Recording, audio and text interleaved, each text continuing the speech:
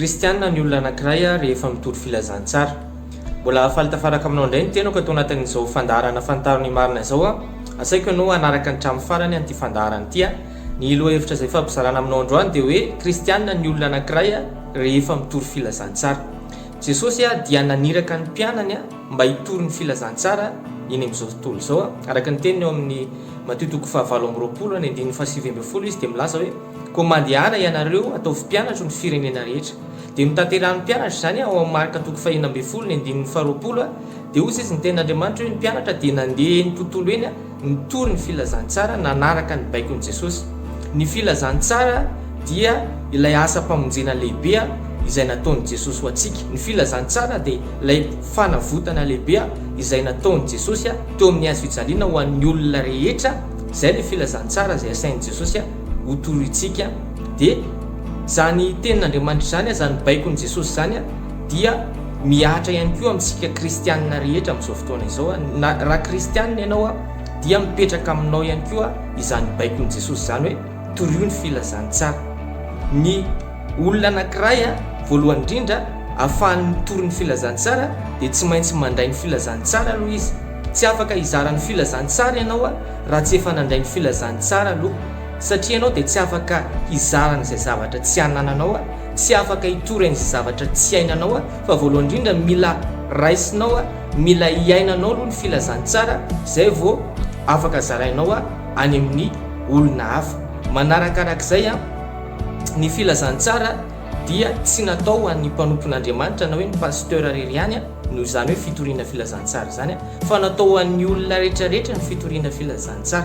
Ho an'izay rehetra nandray ny filazantsara na iza dia afaka mizara ny filazantsara ianao na iza. Voalohany indrindra eny amin'ny manodidina anao, ao atokantranonao ny voalohany indrindra amin'ireo namanao akaiky, satria rehefa tena mandray ny filazantsara na hoe mandray an'i Jesosy zany ny olona anankiray, rehefa tena mandray ny Fanahy Masina ny olona anankiray dia tsy maintsy miova ary tsy azo takonana izay fiovana zay, fa tsy maintsy tsikaritry ny olona manodidina anao izay fiovana izay avy amin'ny alalan'ny fandraisanao ny filazantsara izay. Ka voalohany indrindra ny olona hitorianao filazantsara dia any amin'ireo manodidina anao. Samy manana ny sehatra hitoriany zany ny kristianina tsiraray avy, fa tsy voatery hoe any am-piangonana ihany no hitoriana filazantsara, fa any amin'ny toerana izay misy ianao. Raha mpianatra ianao dia any am-pianarana, raha mpiasa birao ianao dia any amin'ny toeram-piasana, any amin'ny toerana rehetra misy ianao no sehatra ahafahanao mitory ny filazantsara. Eto dia tia ampahery ianao ihany koa hoe aza menatra mizara ny filazantsara izay niraisinao. Ny filazantsara dia zavatra tsara, vaovao mahafaly ny filazantsara, ka tsy tsokony hampamenatra sika kristianina ny mitory sy mizara an'izany filazantsara zany. Rehefa tena nandray ny filazantsara ianao dia tokony ho fifaliana lehibe ho anao aza izany hoe mitory ny filazantsara izany. Misy vehivavy anankiray ao anatin'ny Baiboly ao amin'ny Jaona 4 vehivavy Samaritana anankiray, fa rehefa niona tamin'i Jesosy io vehivavy io ka nandray ny filazantsara dia niova teo noho eo ny fiainany, ary rehefa nody tany amin'ny tanàna misy azy izy dia nizara ny filazantsara tamin'ny manodidina azy rehetra, dia vokatr'izay dia voavonjy avokoa ny manodidina azy rehetra. Tadidio fa misy olona tsy ho voavonjy mihitsy raha tsy amin'ny alalanao, raha tsy mijoro ianao, raha tsy mizara filazantsara ianao dia tsy ho hiova mihitsy ny fiainan'izany olona izany.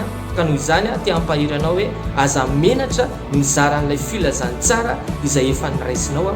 Ao amin'ny Romanina 1:19 Paoly apôstôly dia miteny hoe fa tsy menatra ny filazantsara aho, fa herin'Andriamanitra ho famonjena izay rehetra mino zany. Zany hoe ny filazantsara dia herin'Andriamanitra mitondra famonjena ho an'ny olona rehetra.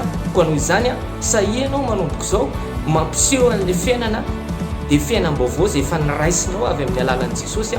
Ary ny Fanahy Masina ny afantarana hoe tena ao anatin'ny olona anankiray ny Fanahy Masina. Ny Fanahy Masina no mahatonga ny olona anankiray lasa samy tory ny filazantsara.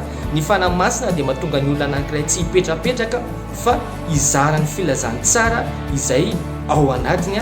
Koa noho izany androany manomboka amin'izao fotoana izao dia torio ny filazantsara. Aza fenina ilay filazantsara izay efa naraisinao fa zarao amin'ny hafa mba tonga ny hafa ihany koa voavonjy handray an'i Jesosy amin'ny alalanao.